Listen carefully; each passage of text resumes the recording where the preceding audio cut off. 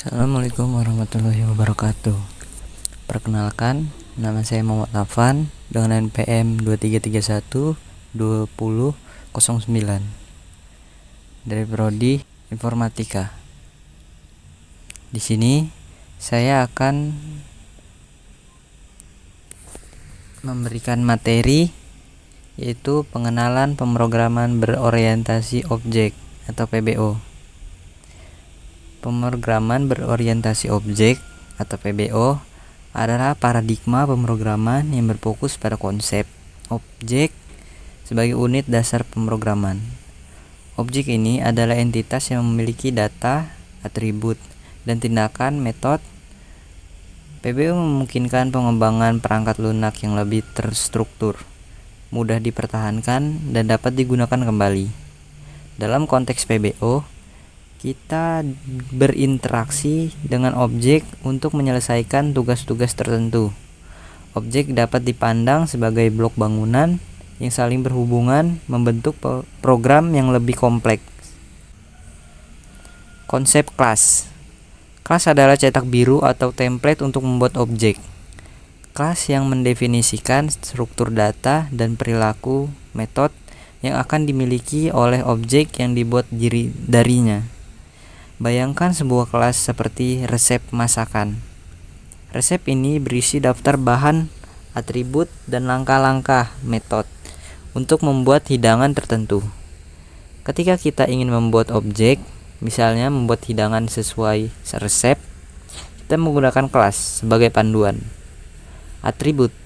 Atribut adalah variabel yang menyimpan data tentang objek, misalnya kelas mobil dapat memiliki atribut seperti warna, merek, tahun pembuatan, dan jumlah kursi. Metode. Metode adalah fungsi yang didefinisikan dalam kelas yang menentukan perilaku objek, misalnya kelas mobil. Dapat memiliki metode seperti start engine, accelerate, dan brake. Lalu ada konsep objek. Objek adalah instansi atau contoh dari sebuah kelas.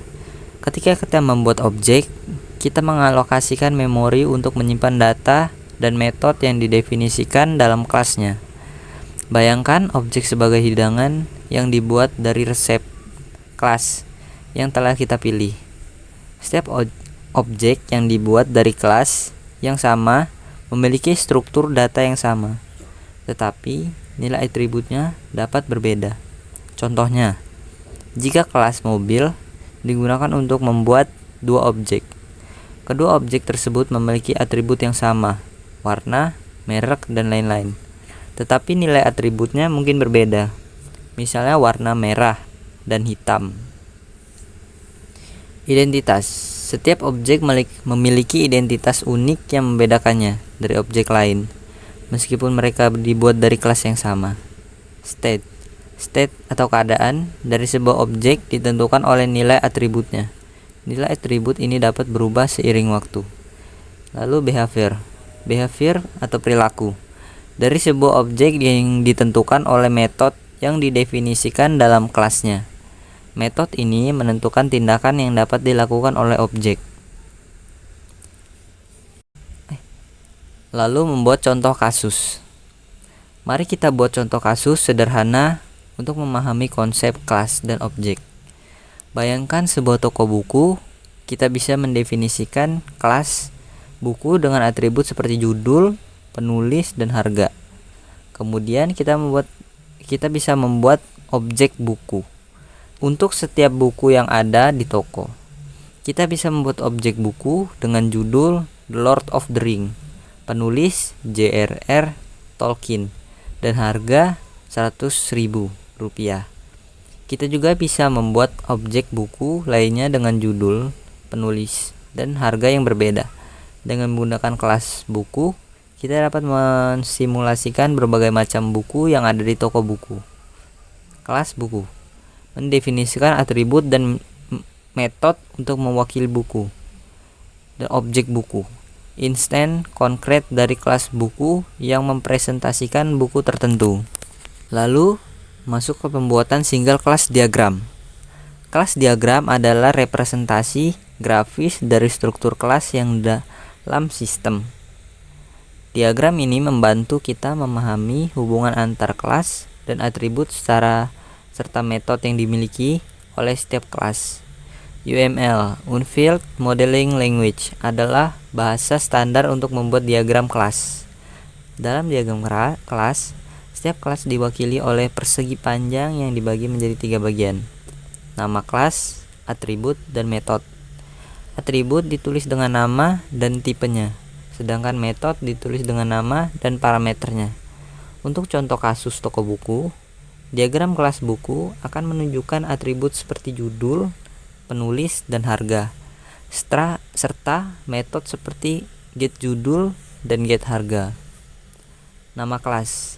Nama kelas biasanya ditulis di bagian atas persegi panjang.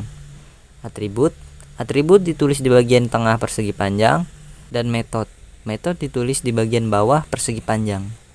Penjelasan kelas diagram.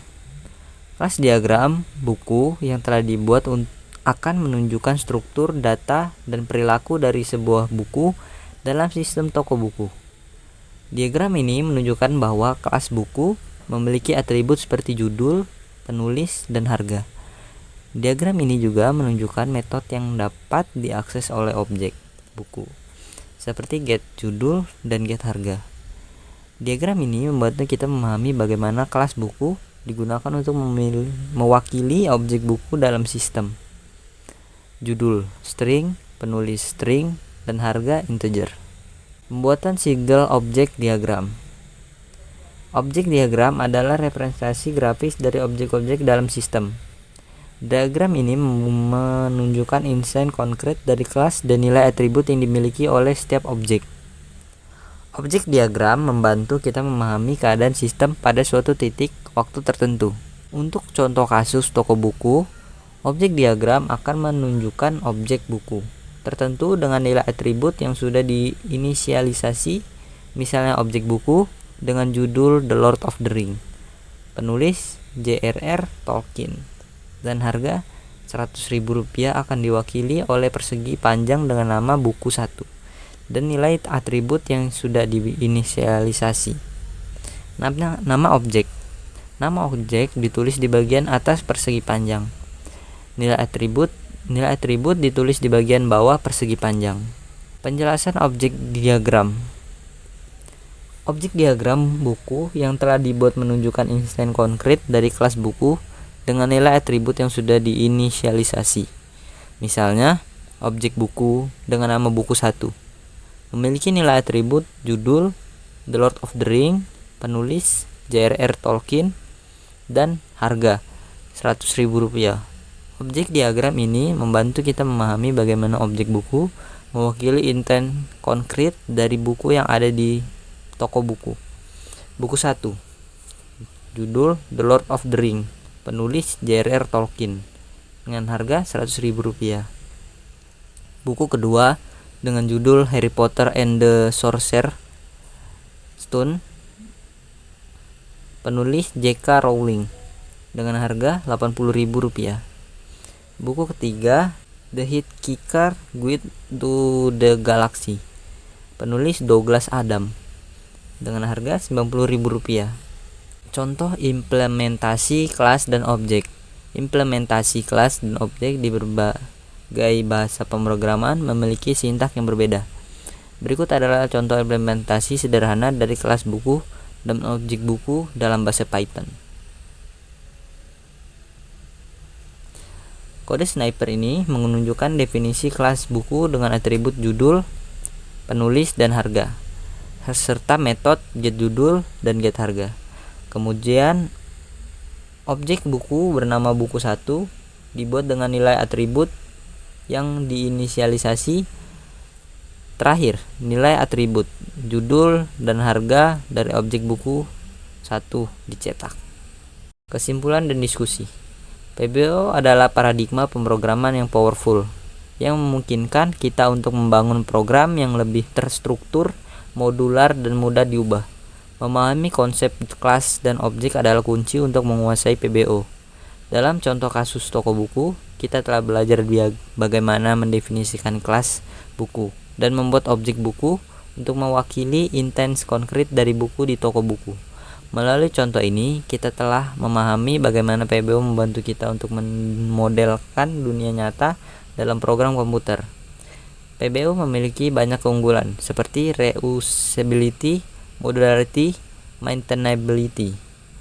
PBO merupakan paradigma pemrograman yang sangat penting untuk dipahami bagi para programmer. Dengan menguasai PBO, kita dapat membangun program yang lebih kompleks dan powerful. Anda dapat mendiskusikan lebih lanjut mengenai PBO, contoh implementasi, serta penerapan PBO dalam berbagai kasus. Oke, itu saja yang bisa saya sampaikan. Mohon maaf jika ada salah-salah kata. Saya akhiri. Wassalamualaikum warahmatullahi wabarakatuh.